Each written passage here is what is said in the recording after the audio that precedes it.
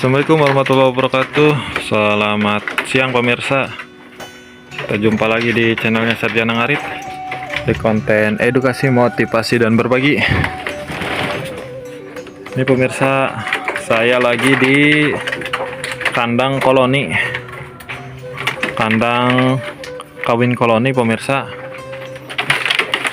Nah ini kalau pejantannya bager, kita masuk juga tidak masalah pemirsa, aman ya pemirsa. Judul konten pejantan yang bagus atau pejantan yang baik. Ini contoh pemirsa, si Raden kategorinya itu sudah masuk pejantan bagus. Dilihat dari fisiknya pemirsa, dari fisiknya normal, tidak ada yang cacat. Yang pasti dikatakan bagus itu kalau pejantan itu bisa kawin pemirsa. Bukan berarti badannya harus besar atau tanduknya harus gede, bukan itu pemirsa. Percuma kalau tanduk besar, badan gede, tapi tidak bisa kawin. Ada pemirsa domba yang tidak bisa kawin. Nah ini tuh, di samping bager pemirsa, baik, ramah, dia juga punya ciri-ciri diantaranya ya, ini kategorinya kelas B pemirsa. Kita lihat testisnya tuh, testis pemirsa nih. Bentar. Testisnya atau skotrum pemirsa, skotrumnya itu normal, punya 2 dan besar. Dendet ya, ini nih skotrumnya pemirsa.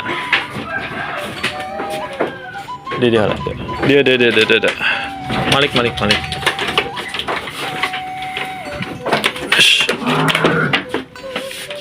Ntar dulu pemirsa. Nah itu tuh skotrum pemirsa. Ini testis atau skotrumnya besar, terus 2. Nah itu bisa kawin, itu jelas sudah bisa kawin. Siritnya keluar. Nah skotrum itu bisa mempengaruhi nanti bagus atau tidak anaknya pemirsa. Karena yang namanya skotrum itu, atau bijinya, itulah bijinya pemirsa, besar kecil itu bisa mempengaruhi pemirsa terhadap nanti hasil anaknya. Nah skotrum itu tempat penampungan atau tempat ya disimpannya sperma pemirsa. Jadi kalau tidak, skotrumnya tidak normal, ya hasilnya nanti kurang bagus pemirsa, tidak akan bagus. Makanya pejantan yang bagus itu ya skotrumnya itu 2 pemirsa, skotrumnya 2 kemudian besar. Nah kemudian punya sifat hyper pemirsa atau nafsuan. Nah biasanya domba yang hyper atau nafsuan itu ya tidak cepat lelah. Kalau misalnya habis menaiki 1 betina, dia masih sanggup menaiki beberapa betina dalam waktu yang berdekatan pemirsa. Karena memang ada biasanya pejantan-pejantan big itu kebanyakan yang kurang hyper pemirsa, alias kurang nafsu. Jadi ketika sudah menaiki 1 betina, perlu beberapa saat lagi untuk bisa menaiki betina pemirsa. Nah begitu. Kemudian kalau sifat karakternya itu hyper atau nafsuan, biasanya ada kemungkinan untuk menghasilkan anak kembar jantan pemirsa. Nah itu yang kita cari, itu yang kita inginkan biasanya, anakan jantan kembar.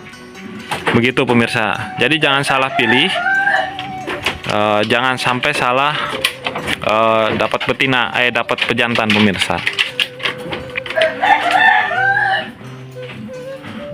Nah karena setiap pejantan itu, domba jantan itu sudah mulai bisa dikawinkan, sudah mulai bisa jadi pejantan itu ketika sudah berusia 10 bulan sampai 12 bulan. Itu sudah mulai bisa, pemirsa.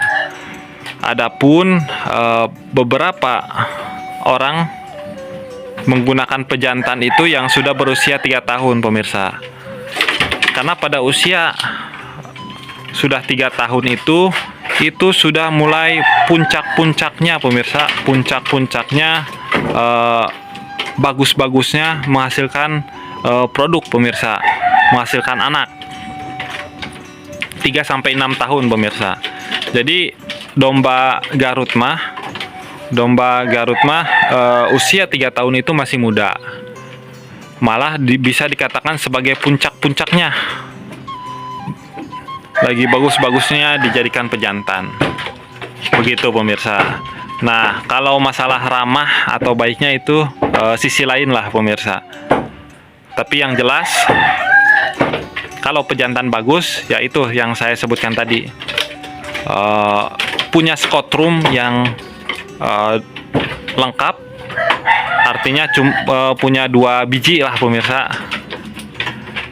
Kemudian skotrumnya besar dan punya sifat nafsu yang tinggi, pemirsa. Begitu. Dan sisanya itu selebihnya ya punya sifat yang ramah. Begitu. Terima kasih yang sudah menyimak, mudah-mudahan bisa dipahami. Tetap semangat, salam arit, salam beternak, Bang Haji Peternak. Wassalamualaikum warahmatullahi wabarakatuh.